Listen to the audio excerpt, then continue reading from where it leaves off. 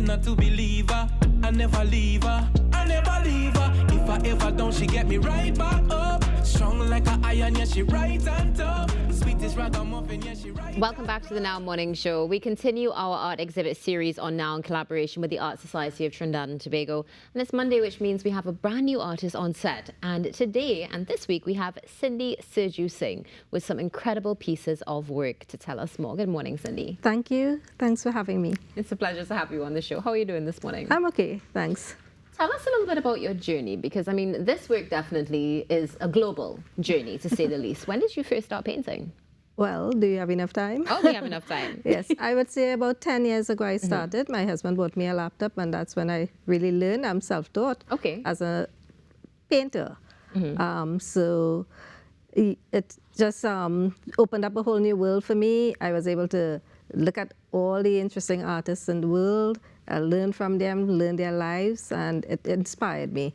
I also lived in London for a few years, so while I wasn't working there, I was able to observe and go to all the art galleries and so on. So it was a lot of saturation, you know. One can only imagine. So your husband bought you a laptop? Yes. And you went, what did you do? You went onto YouTube? Yes, I went onto YouTube and I started looking at how to learn to paint. I started from scratch. I never had training as an artist. I was always artistically inclined as a child, but at my home it was all about academics. Understood. And I mean, you said you were artistically inclined, and I understand that you're a jeweler. Yes. As well. Yes. So did you do a transition from jeweling into art, or is it something that you do both sides? Well, I did the jewelry because at A-levels I didn't have the art to get into art class. Okay. So it was just like opening a whole new world for me. You know, it was such a magical experience. And I felt like a kid in a candy store. You know, I learned to draw to scale and the aesthetics and so on. So I have that basic knowledge, but I never knew how to paint. Understood. And I really wanted to learn to paint. Well, you definitely have, of course, because here you are with us today. Now, you spoke very technically of learning to draw to scale and these things, but you've also referred to artist therapy. Yes. Is this something that you would like to see those who observe your art take away from it? Of course, art soothes the soul. Yeah. You know, I love my children, but my art is my world. I live, I breathe, I eat art. You know. So, are there any particular mediums you prefer when you're creating?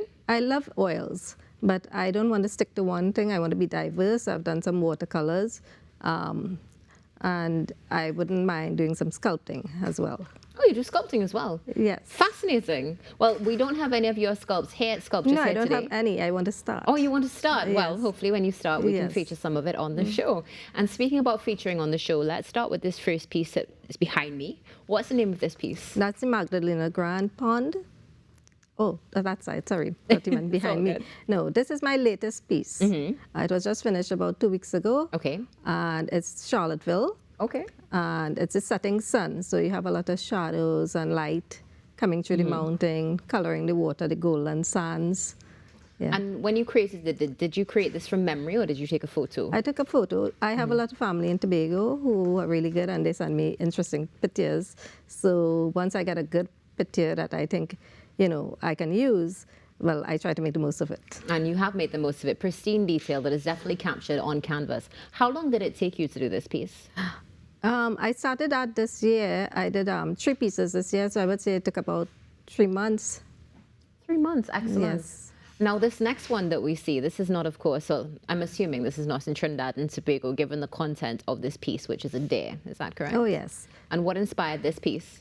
Well, my sister-in-law sent me this photo, and I thought it was just capturing an animal that you really wouldn't see. You know, it felt like looking at something forbidden. And he was almost peeping out, or she was almost peeping out at you. So I called it peekaboo, though. Correct, and yes, a doe, female there. How long, now you said this one took you a little while. What about this one here? Because this is quite interesting, because unlike Charlottesville behind me, where you would have gone, this is something, if I'm not mistaken, you said you took completely from an image itself. Yes. This one probably took a few weeks as well, because it's a detailing in the painting. It's how much time I have to spend on the painting. And I find myself, you know, I will paint for hours every day, and sometimes my husband comes home and he's like, "How are you?" And I'm like, fine. And then he says, go look in the mirror, and there's paint on my face, paint on my clothes, and I'm just happy in my element, doing what I love. And that's so beautiful. You can see the love comes out on canvas as well. Yes. This next one that we have here is, I mean, the colors just jumped out from the moment we walked into studio. Yes. What's the story behind this piece, Cindy? This piece is a watercolor. I haven't done a lot of watercolors. This one was really vibrant. When I looked at the photo, I took this photo myself, and I thought of Carnival. I thought of the, it reminded me of the Carnival Kings and Queens on the Marsh Granite, yes. Jumping across the stage. It was so vibrant. So I really loved working on it. Yeah, and I can see that you can see the love that goes into it as well, and the depth of this particular piece is definitely outstanding. But what's also outstanding is the piece next to it, and you shared a little bit about that before we went on air this morning. So let's journey to Europe for your next piece. Okay, so this was taken on vacation with the kids. I took my kids on a 6-week vacation through Europe, and we made them go to every single art gallery we could find, museum, old house, anything with art. And by the time we reached Spain, they were totally wiped out. Yeah. They said, no more, please. Okay. So I took this one in Venice.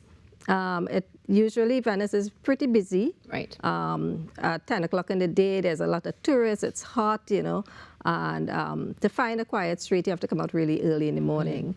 I took this one the year before COVID, and I finished it about a few months before COVID. And when COVID hit, it just struck me. It just gave me so much solace and comfort, because we knew people who were staying in Venice at that time, in Italy. And I mean, people forget what we went through during COVID and how shocking it was to see what was going on in Italy and the deaths and, and it really connected. Going to the place is one thing, taking a picture, but to sit down and paint for hours, you go through every step, every tile, every brick, you can really appreciate everything about the place. And we can appreciate the intricacies of this piece in particular, because you see that reflection as well. So absolutely amazing. And definitely thanks for sharing that depth as well that you have behind this piece. Let's go to the last piece, which we're coming back home to Trinidad and Tobago. This piece is absolutely lovely. What is this piece about? So this was taken on vacation again with my kids and stored until a time when I felt I could handle it, because I wanted to do a big piece. And it's Magdalena Grande, the pond at Magdalena Grande. And it's really a watering hole. So I think there's a lot of stories going on in that painting. You wonder if there's a cayman in the water. You wonder what actually trampled the grass like that,